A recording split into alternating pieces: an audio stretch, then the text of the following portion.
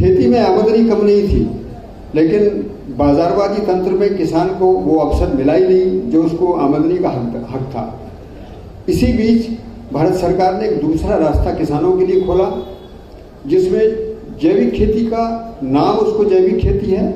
लेकिन उसका मूल मंत्र यह है कि उत्पादन की लागत कैसे कम से कम हो और किसान उनको अपने खेत पर ही कैसे तैयार करे। दूसरी बात, उसका प्रमाणीकरण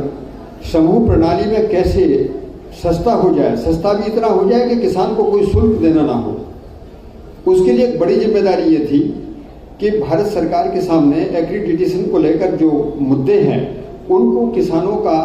कलम कैसे स्वीकारेगा और किसान इस तरीके से कैसे सचेत होगा, इन सब बातों को लेकर हम लोगों ने कुछ कदम बढ़ाए और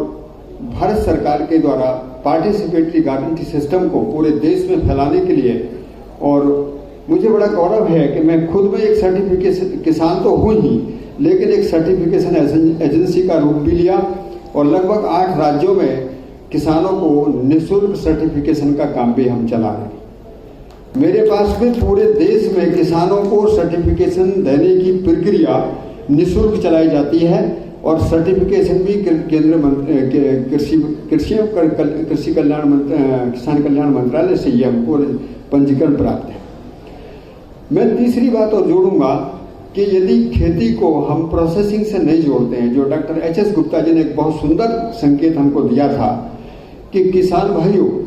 यदि मूल्य संवर्धन की क्रिया हम नहीं कर पाते हैं तो हम सीधे कंज्यूमर से नहीं जोड़ पाते और हमको अपनी वो दाम नहीं मिल पाता। मुझे वो घटना याद है कि हमारे पास में कुछ करेला, बेमौसम कुछ करेला पैदा हुआ और उस समय बाजार में करेले का रेट 3 रुपये किलो था, लेकिन हमने सोचा कि इतनी मेहनत से इस करेले को जैविक तरीके से पैदा किया, क्यों ना इसका अचार डाल लिया जाए। और हमारे पास मसाले भी थे, तेल भी था, सारी चीज़ों को ध्यान में रखते हुए हमने उसका अचार डाला और वो अचार हमने 200 रुपये किलो बेचा। तब एक बड़ी ताकत सामने आई कि 3 रुपये किलो की चीज़ को भी 200 रुपये किलो में बेच सकते हैं। ये केवल बाजार का तमाशा नहीं था, बल्कि बाजार की आवश्यकता थी। बाजार को वो चीज़ चाहिए, इसके लिए प्रोसेसिंग यूनिट को क्या लाइसेंस की ज़रूरत है, और भारत सरकार ने फिर एक नई उम्मीद जगाई कि आज किसान भाइयों, FSSAI ऑर्गेनिक का भी मैंडेटरी लाइसेंसिंग प्रक्रिया जो पूरी तरीके से ज़्यादातर किसानों के हित में है, यदि किसान ईमानदारी के साथ पूरा काम करते हैं तो वो प्रोसेसिंग यूनिट के लिए जैसे GST का लाइसेंस लेंगे, ऐसे ही FSSAI ऑर्गेनिक का लाइसेंस उनको मिलेगा और साथ साथ में वो PGS सर्टिफिकेशन से पूरे देश में अपने सामान को बेच सकते हैं। मार्केटिंग जाने से पहले प्रोसेसिंग को एक अच्छी ब्रांडिंग में कैसे चेंज किया जाए, किस तरीके से उसका पैकेजिंग सिस्टम लागू किया जाए, इसके लिए हमने अपने परिवार में एक तंत्र स्थापित किया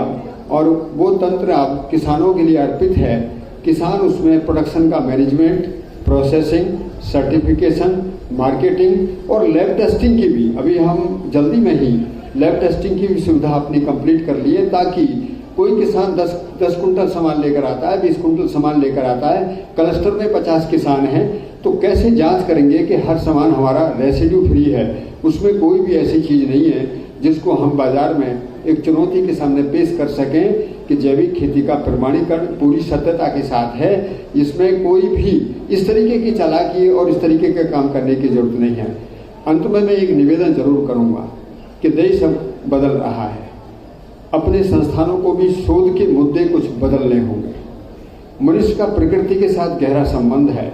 इस संबंध को देखकर हम प्रकृति की व्यवस्था के साथ चलें,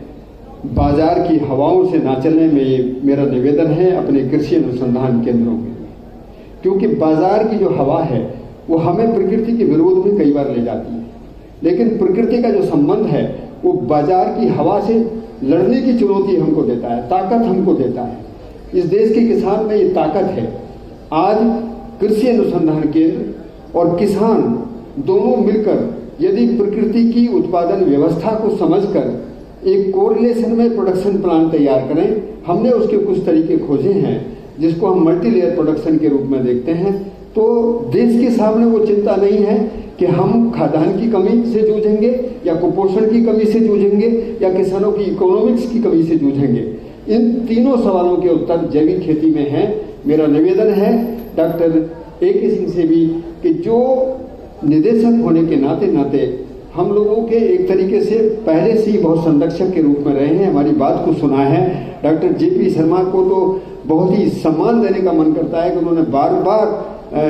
इस कृषि को लेकर किसान और संस्थानों के एक योगदान की बात को हमेशा एक पटल पर लाने की कोशिश की है। तो आज मैं अंत में सभी के साथ में एक निवेदन करना चाहता हूं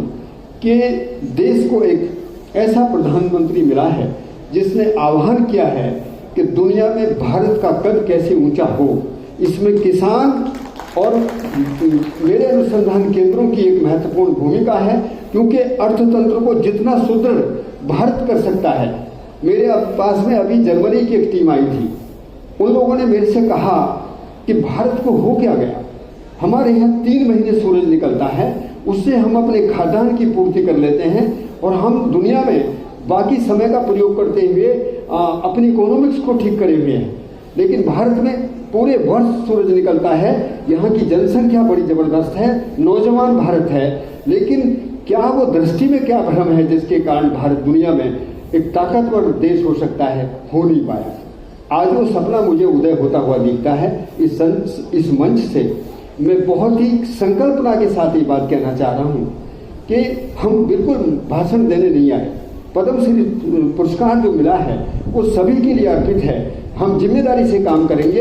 अनुसंधान केंद्र अब अपने दृष्टिकोण को बदलकर किसानों के साथ एक नया इतिहास लिखें, ऐसी कामना के साथ सभी को नमस्कार।